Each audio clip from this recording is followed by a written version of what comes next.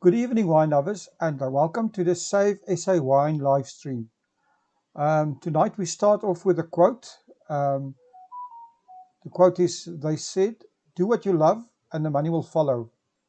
So I listened to that, I poured a glass of wine, and now I'm waiting. So your task for the next few days is to actually take and bring us your wine quotes, your funny wine sayings, and please come entertain us a bit in the group. Come post your wine stuff there. We'd love to hear from you.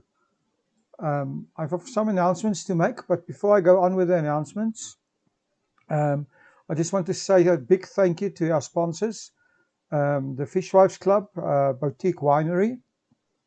The Fishwives Club are sponsoring our live stream tonight, and they still have a fantastic special going, 45% off a bottle of Merlot and a bottle of Sauvignon Blanc for the next 3 days before it expires. Go to fishwivesclub.com and make sure that you support the Fishwives Club. Like I said, our task for the coming few days is to post your favorite wine sayings, so that will be great. And then, of course, the main thing that we're going to launch on the 30th of August is the 60 in 60 campaign. So what you guys need to do is please all use the hashtag 1660. We are supporting our wine producers. As you guys are all aware, the problems in the wine industry is not over by a long shot, and our wine producers need your help. We will be featuring one South African producer a day for 60 days, starting on the 30th of August until the 28th of October. And we need everybody to use the following hashtags: hashtag 1660, hashtag Save SA Wine, and hashtag Drink South Africa. That's why we need your help. As you all know, South Africa recently had a nationwide prohibition on alcohol, and because of that, it's estimated by VinPro that over 90% of wineries are in trouble. It's also estimated that the entire wine industry could lose more than 15% of its wineries, 12.6% of its grape growers, and there are more than 18,000 jobs in jeopardy over the next year and a half. Wine tourism lost 2.5 billion rand in revenue between March and July 2020. And to top it all off, the wine industry is sitting on a 300 million litre surplus and harvest coming, and this will all add to the challenges the industry face. Although the domestic ban lifted on the 18th of August, we have 5 months of damage behind us, and this has been the nail in the coffin for many wine producers. So we seriously need your help. Like I said, there's 3 hashtags: hashtag 1660, hashtag Save SA Wine, and hashtag Drink South African. Extremely important if you can assist us with this. Then on the 1st of September, we have Cape Classic Day. If you can, please support us by drinking as much bubbly as you can. Please also post pictures of yourself drinking bubbly, and use the hashtag Cape Classic Day. And of where to find Cape Classics, go to bit.ly/findmcc. That's bit.ly/findmcc. Also, if you could please just share those MCCs on Instagram, on Twitter, on our Facebook group, and using the hashtag Cape Classic. That would be fantastic if you guys could do that. I just want to go back to the 1660 campaign because there's a few other things I need to ask you guys to do, and one of them is to actually go and like and comment on our Instagram page. The Instagram page is instagram.com/saveSAwine.co.za. It's instagram.com/saveSAwine.co.za. And then the next thing is please use the hashtags hashtag 1660, hashtag Save SA Wine, and hashtag Drink South African. Go to Twitter, follow those hashtags, retweet them, use them on Facebook, use them on Instagram, everywhere you can.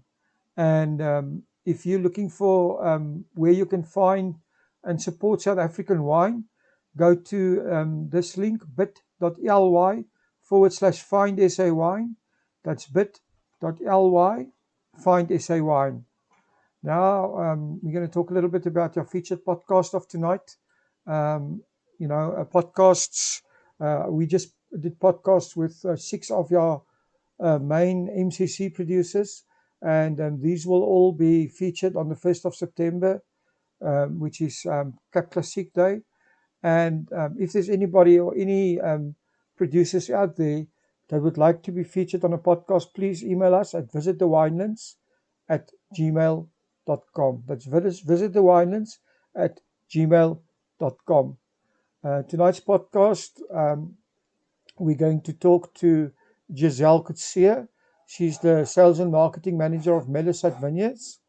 And before I say more about them, please make sure that you guys log in tomorrow morning at 7 o'clock for our morning show. It's Friday morning, so there's a few exciting things going to happen, setting us up for the weekend, and of course for the things happening next week. So yes, the podcast is going to be with Gizelle Coetzee of MELLASAT Vineyards. MELLASAT is in Paarl, right next to the N1, and they're very famous for their white pinotage. So I'm not going to spoil it. Just listen to the podcast, and Gizelle will tell you everything about it. Interesting interview, and another place to support. Thank you very much, and have a good evening.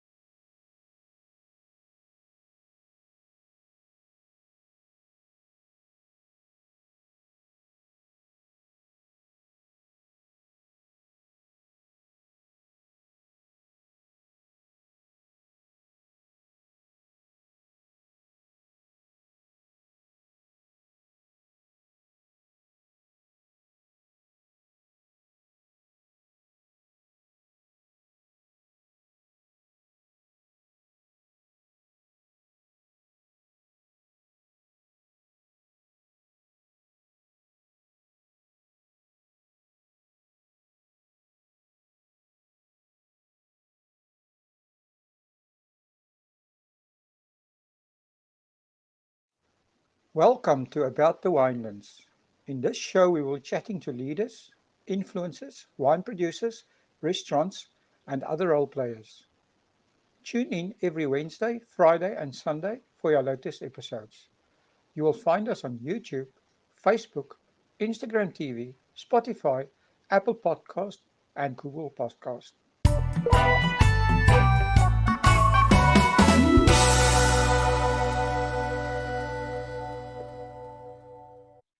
Hi, everyone, and welcome back to About the Winelands.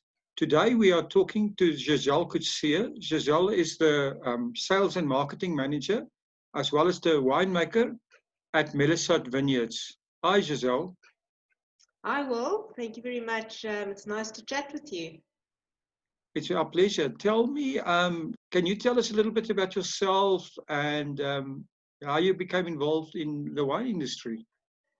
Yes, well, I was born in Johannesburg, quite away from the winelands, but we always had wine in the house, and you kind of get curious about how wine is made, and we always came to the Cape for holidays.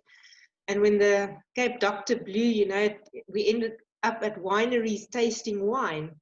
And in those days, a lot of the winemakers and owners of the farms used to present the tastings. And this was so wonderful. And I loved the whole vibe about the industry. So eventually I started doing some wine courses in Johannesburg. And every holiday I spent in the Cape. And I completed my Cape Wine Academy Diploma 2 in those days. I didn't have the WSET courses then. I met my husband and we moved to Germany, and I became a wine consultant in Germany. And that really opened the world of wine to me. I was working in this wonderful shop, and we had over 1,200 different wines from all over the world. And my manager in those days said, you can't sell a wine unless you know how it tastes. So we did quite a bit of tasting from everything, from white, rosé, bubbly, reds, anything.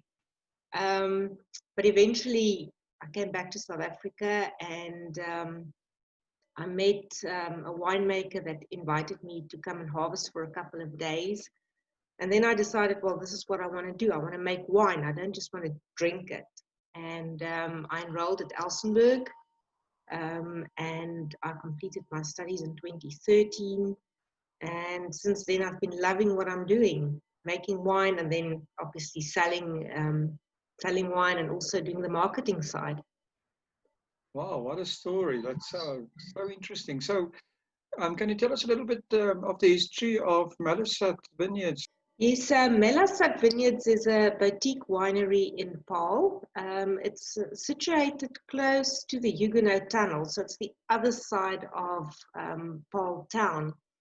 And the farm dates back to 1693, so the original Deckers Flay farm. Stephen Richardson bought the farm, and he started making wine in 1999. In those days, the farm only grew Chenin Blanc, which was delivered to one of the co-ops here in Paarl.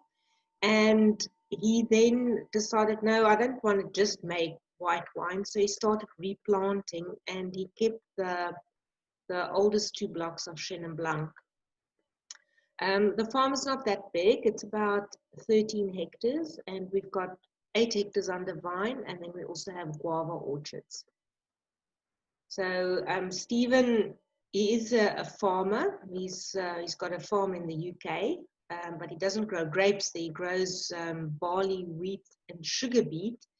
But he's very passionate about wine, so he decided now he needs to purchase a farm where he can actually make some wine. And that is how he ended up in South Africa. Oh, what a nice story. Paarl wine route, so welcoming visitors to your farm. So what can a guest experience when visiting MELLASAT? Well, we are very small, so firstly, when people visit our farm, they may see Stephen or myself or one of the other guys working in the cellar there. And when we're all busy, all of us has a turn to be in the tasting room and present our wine. So we're very proud to be passionate about our wine tasting, and we want people to experience our passion. So when we do our wine tastings, there's always stories to tell about a wine, where it comes from, why we make wine in a specific style. We also have Cemetery of Forgotten Wines, which is a bizarre collection of old wines from all over the world and from South Africa, that people can view in our underground cellar. And then we also have a couple of food offerings.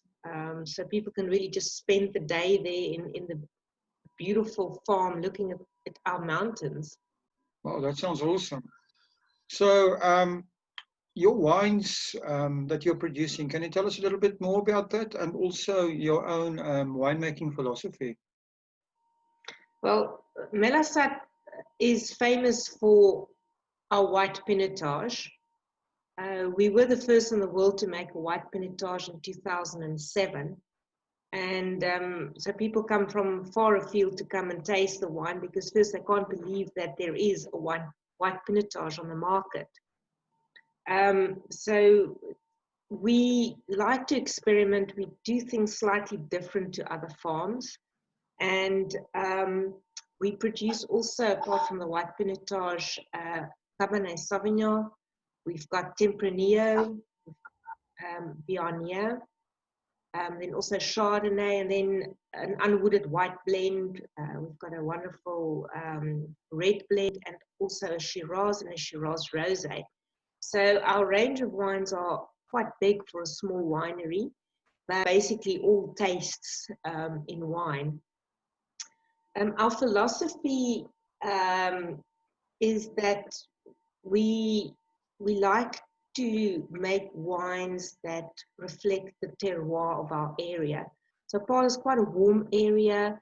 We've got granite soils. So there was attention to detail when we chose the rootstock and the clone. And we go in our wine, and you can actually taste that. We also European. It's not New World. Stephen, because he grew up on European wines, he always wanted to make wines that can age a bit longer. And our wood component is never too much. That doesn't overpower our wine. It must just add a little bit of elegance. So that's so interesting. So, especially the story about the white Pinotage. Well, the white Pinotage, yeah, we made it. Well, Stephen made the first barrel in 2007, and in the late 1990s, early 2000s, red Pinotage was written for having rubbery and acetone flavors. And I think our South African palates were just used to those flavors, and we thought, well, that is what Pinotage is about.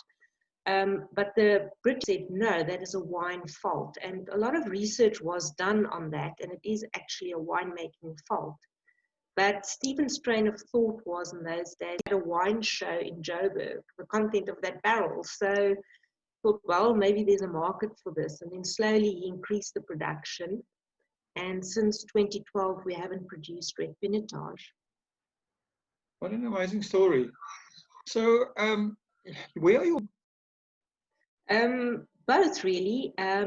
Locally, our wines are available in more specialist wine shops. It's available in the Eastern Cape. We're also in Gauteng. And then we're not really in big supermarkets because our production is too small. We produce about 40,000 bottles. And our exports are made in Germany. We just sent a shipment during lockdown to the Netherlands, which safely arrived earlier this week. Then a little bit to the US, and we've also exported to Argentina. I didn't expect that. Yes. I want to say something about the Argentina stuff. Yeah, that was an interesting one, because from there our wines eventually ended up in Peru as well. So sommeliers and wine shops in South America, because of that one export to Argentina, the original one. I quickly want to share something exciting. I have heard via the grapevine that the Fishwives Club will be launching a new lifestyle club soon. If you have not heard of the Fishwives, that you are probably missing out on the sexiest wine label out there. To stay in the loop, please quickly go and follow them on Instagram. The Instagram handle is @thefishwivesclublifestyle. Let me repeat that, @thefishwivesclublifestyle. Now, on with the show. So you mentioned the lockdown, and you know, we know that the coronavirus has forced almost everyone to read. Do you guys have any changes or any new ideas in place? Well, the lockdown influenced everyone, and the first couple of days was quite you feel like you're in a maze and you can't get out of there, because you make a plan and you start working on it, and then things change. So one thing that we've learned is that you have to be able to adapt quite fast, and lucky that we started selling direct to customer. That's a new avenue for us during this. So a lot of people were ordering online. Also how it's different communicating with your customers in a digital way. So now you have to really rely on social media to get your message across. People can't taste your wine, so you have to kind of tell a story and make it a little bit visual. So we developed a social media plan, which was kind of in the pipeline, but we had to put it together quite fast to just reach our customers all over the place. And the other important thing is your relationships with your suppliers, your production team, your staff, everybody down the line. You need to keep in touch, and you need to be kind of positive about it, not negative. And it just it actually developed quite a few relationships, which was nice for us. That's quite interesting. So do you think that social media is going to become more important going forward for your marketing? It will, yes. Because we're such a small team, we have to be able to do everything. And because we couldn't get people to the farm, our tasting room manager, Alzan, she used to do a little bit of our social media, but now she's just doing social media. And it's not just posting, doing normal posts on Twitter and Facebook. It was also putting videos together and making it more interesting. And our followership on those social media platforms really grew over the last 8 weeks, which we are very happy about. So we gained a lot of new followers, and people actually ordered wine. So that was very positive for us. That is awesome. I see you also have a wine club. So can you tell us a little bit more about the wine club? Yes, the wine club started about 2013, and it is expanding at the moment. It's nice that people join, and it's quite easy. People can join, and they only have to buy 24 bottles a year. But we also have a wine club day. So if people order the allocated amount of wines, we invite them to the farm, and basically we entertain our clients where we will launch new wines, and they will get access to some of the experimental wines which is not for sale in the trade.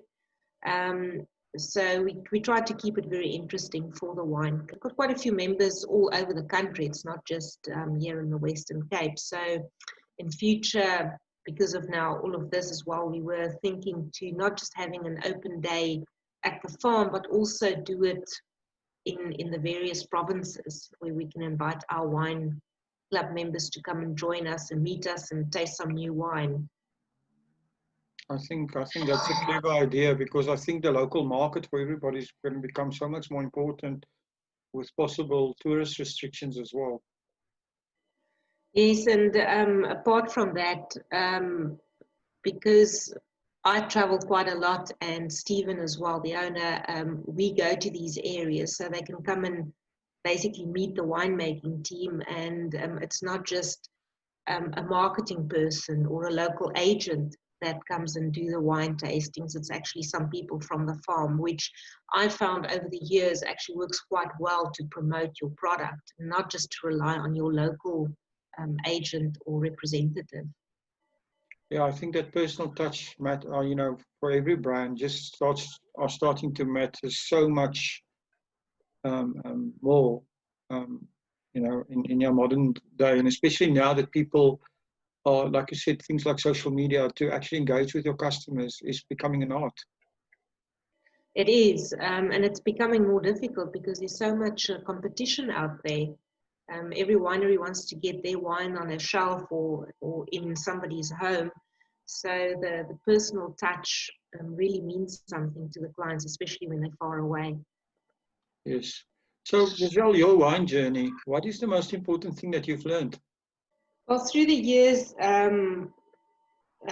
it's for me from a winemaking side is to understand your terroir, because we want to make wine that actually speak from the area. It must be very distinct, and it takes years to know yourselves in your vineyards. So it's an ongoing learning curve, really, and it's a wonderful journey just to learn about that. And a couple of farms in the area, that there's a very specific flavor profile where we are, which is totally different to the other side of Paarl. The other thing that is always also important for me is the relationships that you build over the years. Doesn't matter who you talk with. The wine industry is actually a very positive industry, and people are always willing to help and share ideas. And especially like a difficult harvest, you can speak to other winemakers and they will share their ideas and how they solve their problems. And that is very important. And it's a wonderful journey that in itself.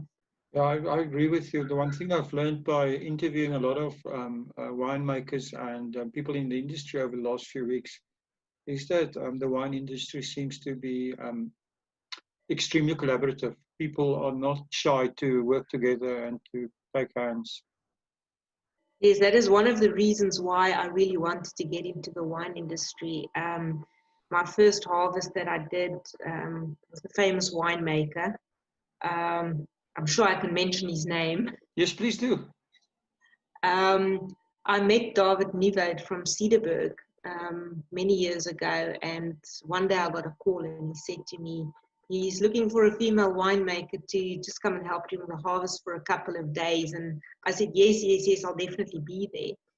And that just was amazing, that somebody would actually share that information and not be shy to bring people that he doesn't know from anywhere into his cellar and to come and help to make wine. And that is how I would like to be. You need to share, you need to educate people on wine and help one another, because this is what it's about and this is how we will succeed. So are you finding that young people are, the younger generation are interested in wine and the industry? Yes, not as much as when I was younger, but there's a lot of young people that will come and talk and say, what is it like? What is the industry like? Is there a future in the industry? But I find that young people are probably a little bit more careful in what they drink. I mean, the whole trend is changing. So it means that we also have to adapt to what the young people are looking for and what they are drinking. But from a job perspective in the wine industry, it's very diverse. You don't necessarily have to make wine. You can be in marketing. You can be in one of the other industries that supplies the wine industry, like barrel suppliers, like suppliers that supply all the products for winemaking, yeast, and all those things. It's very interesting. So you don't have to physically get dirty and work these long hours during harvesting. And I don't think people understand this actual size of the wine industry. I think that's very, very true. So the question I ask to everyone is to actually give us a wine quote. So can you give us your own wine quote or your favorite wine quote? There's one that has been in our tasting room now for many years, and it's not a philosophical one. It's a little bit more like a joke, but I love that. It says, "Of course, size matters. Nobody wants a small glass of wine." And in these days, I think now that we can drink wine again, it's very important to have a nice glass of wine, but drinking responsibly. That's an awesome quote. I love it. Thank you. It's been such a pleasure talking to you and interesting. So thank you very, very much to spend the time. If people are looking for you guys, how do they find you? Well, on our website, people can visit our website. The website is www.mellasat.com. And the directions are on there. Our email is on there. They can phone us, they can email us on social media. So we are on Instagram, Twitter, and Facebook. And our tasting room is open, well, under normal circumstances, 7 days a week. And we welcome everybody to come and visit us and experience our personal and passionate attention. We're a small team, and you'll probably see Stephen or myself there. And yeah, I would love to see everybody out there. That's awesome. And at the moment, your online shop is open for business, right? Yes, people can go to our website or sell it direct. Okay, that's awesome. Gizelle, it's been such a pleasure talking to you. Thank you very, very much for spending the time. I know you're busy, and I'm sure people will appreciate the information. Thank you so much. Chatting to you, and I hope to see you at the farm soon. Absolutely. Thank you for supporting our show. If you would like to get more exposure for your business, please have a look at our sponsorship options. Thanks again for supporting About the Winelands. Please follow us on YouTube and on our social media channels. All details